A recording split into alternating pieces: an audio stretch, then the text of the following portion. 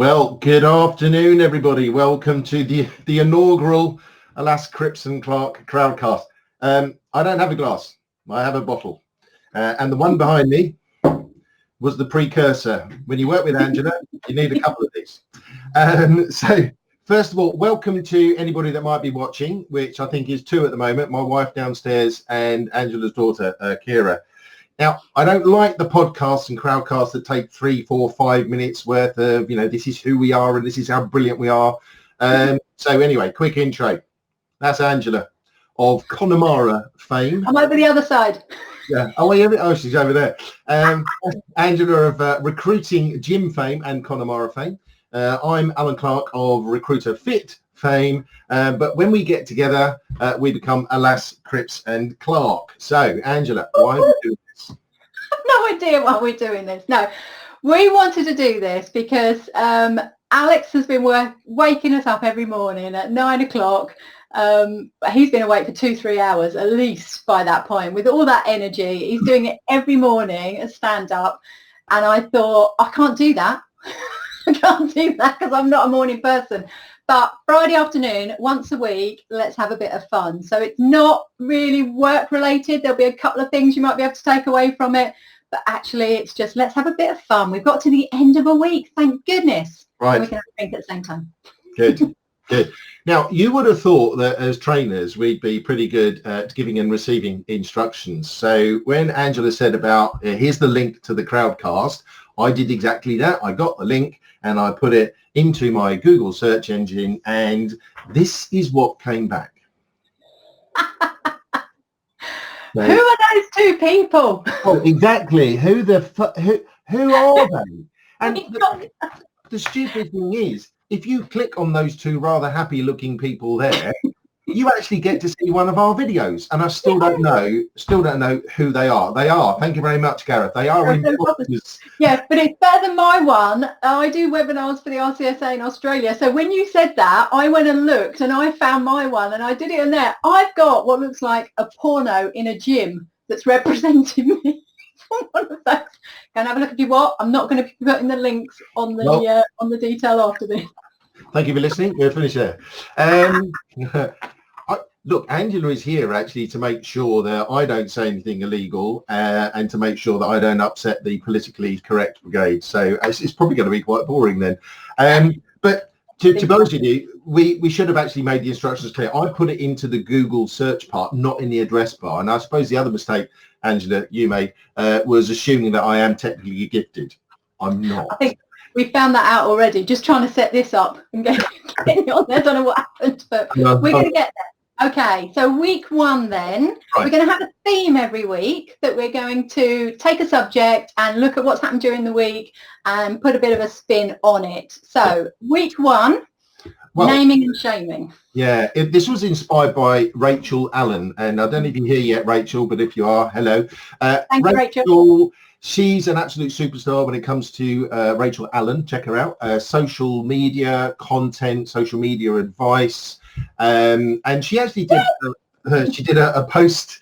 She did a post a few days ago, and it was about a multi-million-pound client that she had that wasn't paying her invoice. Now, this invoice was 94 quid. Now, let me just go back. It's a multi-million-pound client, and they were just delaying and delaying. So she put a post out to say, look, what would anybody do?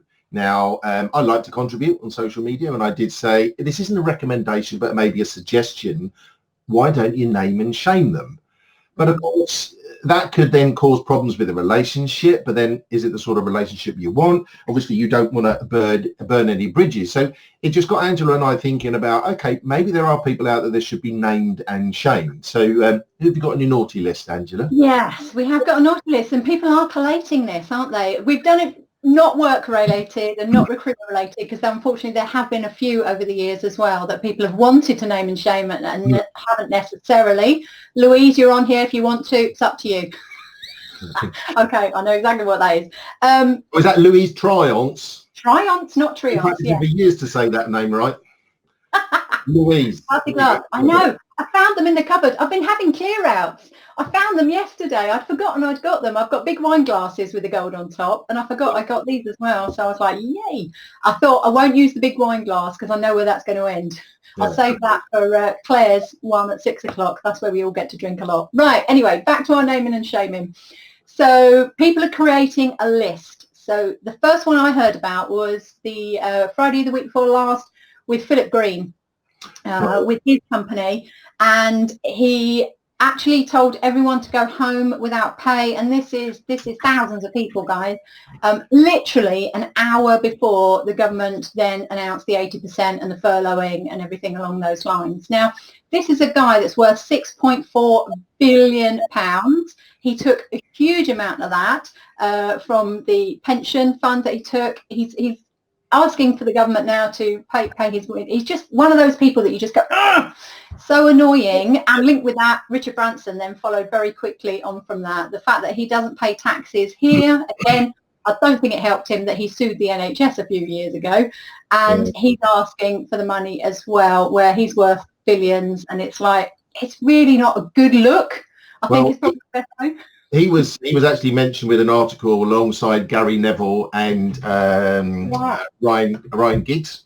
Ryan Giggs, Gary Neville, they've actually got this hotel chain, and they shut down their hotels and handed them over to the NHS to use. Yeah. Brilliant, well done, naming and shaming.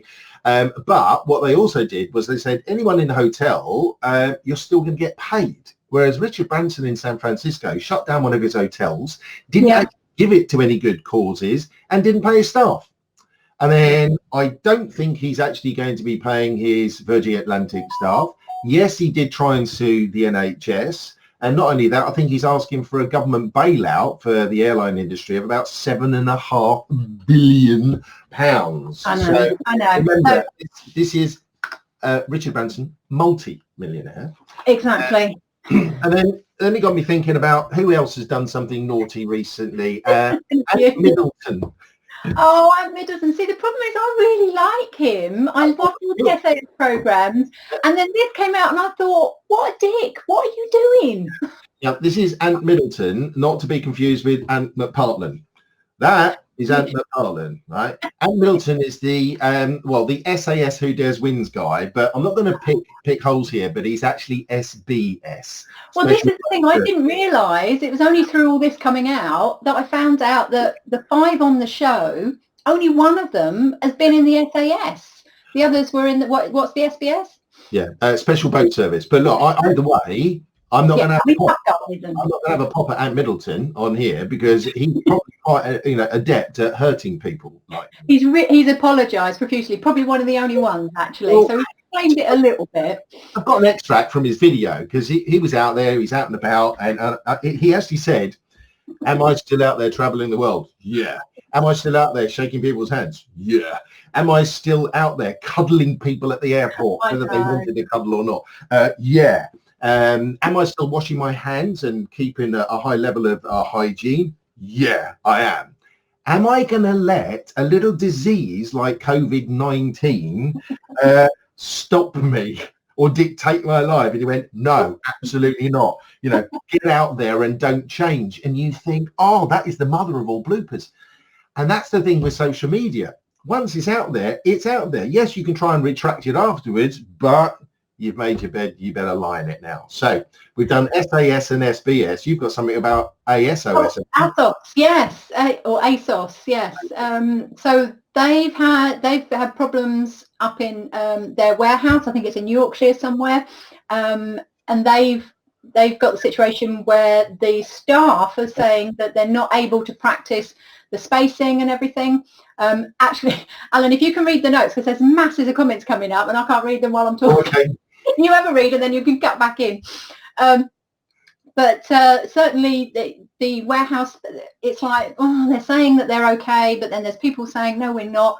And they're, I think they're going to work on a bus that they're just packed. They're taking them to work on this bus and they're all packed in anyway. So straight away, before they even got to work, it's not a scenario they got from there.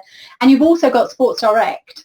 They're in Derbyshire. That's where I used to live, near there, and they're the same situation. What I didn't know until I started looking into this was that Sports Direct increased a lot of their goods by 50% when this happened. So they were hoping to make a quick buck. I don't know why people would be, I suppose, sports gear and things, isn't it? People would what? You what? What were they making? A quick what? Sports equipment, aren't they? So people would be buying it for their home. Okay. You broke up then. Oh, did I? That sounded like, oh. What does ASOS stand for? I don't know, ASOS. I don't know. We've got all these abbreviations. Does anyone know what ASOS stands for? Didn't hear it. Thanks, Louise. Yeah, it was Buck. Buck? What's Buck?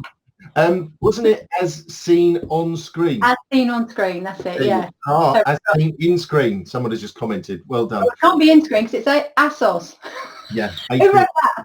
So look, we've had ASOS. I thought it might be, if it's anything to do with the Special Boat Service or SAS, I thought it might be, I don't know, a special operation overseas or something.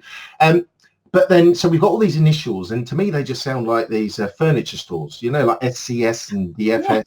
And I think if I had a furniture store, I'd call it WTF. Worldwide. Going down to WTF.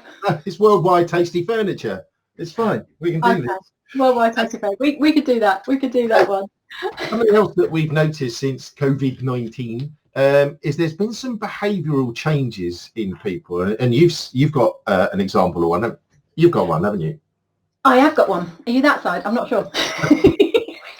I did that. My first one with Louise, actually. There was 4 of us, and I felt like I was the Brady Bunch, so I started doing this. And she went, after it, you're looking the wrong way, Angela. We're all in a different place. It didn't work. Anyway, we're all learning as we go along. So one thing that shook me this week was the video of the policeman, or he might be a community policeman, telling the lady off because she had put chalk marks outside her shop where people were queuing to come in to her shop, and she'd put chalk marks on the floor, and he was doing her for criminal damage. And it's like, there, what the fuck? What are you doing? Because it was in chalk, and he's like, well, it's going to rain and it's going to disappear overnight. I mean, our street is covered in chalk marks at the moment, all hopscotch and rainbows. It's amazing. It's brilliant. Yeah. All the kids are outside. I feel like I'm in the 70s again. Well, I got a panic text from my mum a few days back, and just to let you know, my mum, she's late 70s. She's suffering with MND, so she's in a bad way. I thought I'd keep it light for a Friday. But she texted me in a mad panic saying that there's water coming down from the upstairs flat into her kitchen. So I literally blue lighted it over there. I got there in record time, isolated the stopcock, sorted all that out. I thought, bloody hell, that was really quick because there was hardly any traffic on the road. So I drove back through the high street and I saw 2 cars and 4 pedestrians. However, one of those pedestrians was a freaking traffic warden. And I thought, oh, seriously? Talk about kick people when you're down. I mean, I don't know. Do they have KPIs, sort of key parking indicators? I don't know. I think they might actually. Does anyone know whether they get a commission on the amount of people they put parking tickets on? But I heard they were relaxing it, like anything that was safety wise, so the double yellows and things like that, that's staying. But they, like single yellows, you can park on those at the moment. They're being really relaxed. But that might be by town, so double check that before I get anyone in trouble. It's me getting him in trouble rather than you this time. Well, look, there's a name of the shame, but there's also some really good positive stuff. I mean, Joe Wicks has been doing some brilliant stuff. And if you don't know who Joe Wicks is, he's sort of the long-lost BG that never was, but the fit one and less teeth.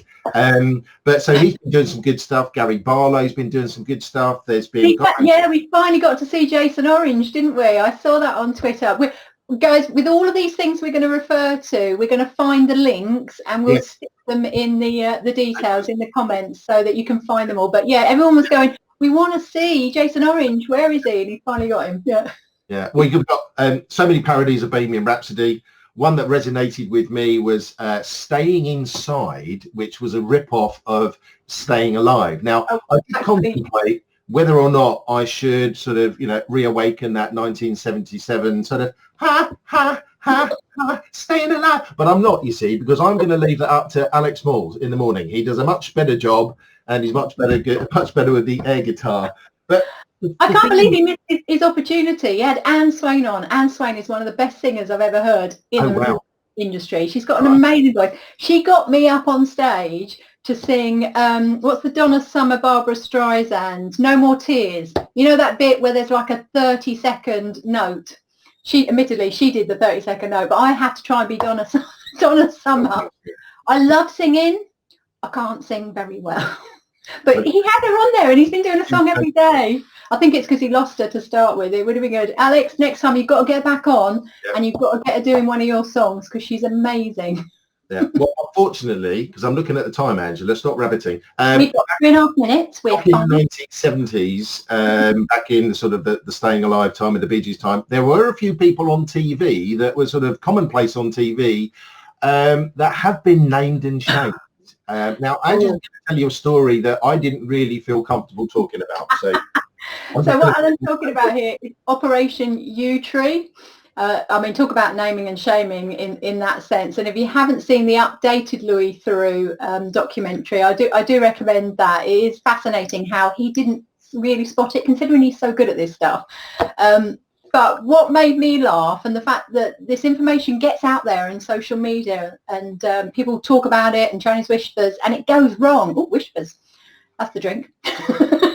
But it does go wrong sometimes, because I don't know if anyone remembers this. When Operation U-Tree started, we actually had a situation where paediatricians were getting attacked and their cars were getting scratched, and people were writing awful signs on their offices because they were paediatricians, not pedos. Okay. So you've got to be careful, because stuff gets taken the wrong way, definitely. So how are you going to link from that to President Trump? Quite easily. Actually, I think I put him on the slides that are going to go with this. I put him as Wanger of the Week. I might change that. I don't know. But Trump, oh my goodness, he's my entertainment every night at 10:30. I'm thinking, actually, because I've got one bottle of wine in. That's it. I don't usually drink at home, so I've had one bottle for 2 weeks. I'm nearly finished it now. I'm gonna have to get another one, and do maybe a drinking game to every time he says tremendous. But the stuff that he's coming out with, and of course it's live, his people can't stop it. I mean, the Twitter, he tends to be able to pull back every now and again, or delete it at least, but this stuff's all over the place. And one of the things that's made me laugh this week the most, I'm going to have to look at his name, it's Jordan Klepper, I think his name is. Jordan Klepper versus Trump supporters on YouTube. So if you can't wait for this to come out with the links on it, just put it into YouTube. It's 12 minutes of pure joy, where he's actually interviewing Trump supporters outside at different Trump rallies over a period of time. And whatever they say, he's sort of going along with them, but then using their words against them. So one of the first ones was around Barack Obama. One of the guys said that I'm really annoyed about Barack Obama, and where was he in 9/11? And it's like, well, what do you mean? He goes, well, he wasn't in the office. He was always on holiday and everything. He's like, oh, why do you think that on 9/11, without saying that the 2001, that Barack Obama wasn't there? Why wasn't? You're just thinking, these people haven't got a clue. My favourite one, though, was the guy that was going on, we treat women with respect here, not like other countries. We treat them with respect. And he goes, well, what's on your T-shirt?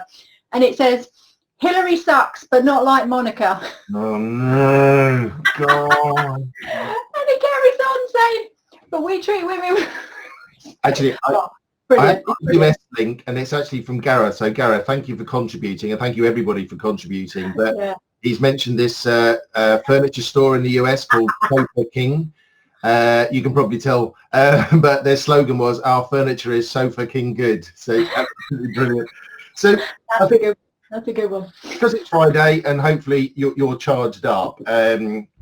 Friday in a recruitment office was historically great for drinking, because it was closing Friday. We want to celebrate the week, and we were allowed to get the wine out after 1 o'clock. So as soon as we got past 1 o'clock, the wine came out every Friday, and we were doing timesheets. No wonder they were wrong, because we didn't finish till 6:15. We had 5 hours worth. Well, for us at Blue Arrow Fenchurch Street, we were right next to a pub called the City Yeoman, which is now called, I think, the Windsor. Now, my old boss, and I'm not going to name and shame him, but he did rate himself as a bit of a ladies' man. He did have a really big sort of magnum moustache. And on a Friday, Gerard would go down. He would go down to the pub and come back with a tray of drinks. Now, I'm not saying that we had a problem with drinking at that pub, but one Friday, the potman actually came into the branch to collect our glasses because we'd accumulated quite a lot. So, look, this is Andrew and I's first outing on Crowdcast. So thank you to everybody that has actually participated, got involved. Look, naming and shaming, if you've liked it, you can name us. You're probably going to shame us as well if you haven't liked it. But we'd love to see you again next Friday. Share it if you've enjoyed it. And if you've got a topic, if there's something that's like burning you up, then we make our decision Wednesday afternoon as to what we're going to talk about. And then we've got Thursday and Friday to get some information and detail together. So we'll be sharing all the links to everything we've talked about. Okay. But if you want to give us a topic, Wednesday's your last day to be able to do that. Excellent. So stay safe, stay strong. Have a great weekend. Goodbye, everyone. See ya.